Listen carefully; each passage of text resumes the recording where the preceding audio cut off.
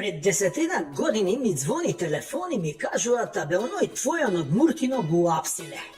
Многу праe лаванта. Викам, добро ден, нека одмори едно 5-6 години, па ќе го земеме пак назад ко Амди Бајрам. Абе замолел од притвор ако може да го амнестираш.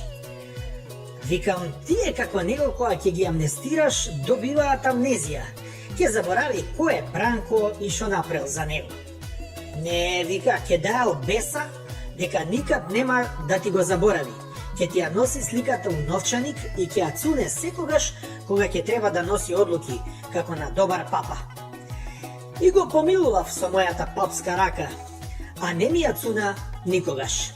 И после фати да игра со мобилни телефончиња, да снима, да емитува, да сече, да лепи. И јас си отидов.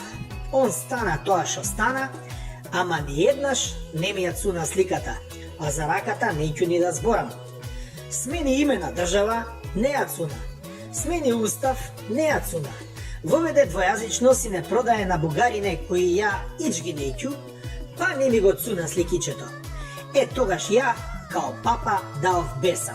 Чим неќеш да го цунеш, тогаш ќе го јадеш. Ред мора да има. Да се знае кој е напред, а кој од позади. Јас сум се уште тука. Не си одам. Исто и ако Стефче си ги признав грешките, ама дечково од Муртино ме разочара. Да си папа и да даеш беса, мора некој многу да те изнервира.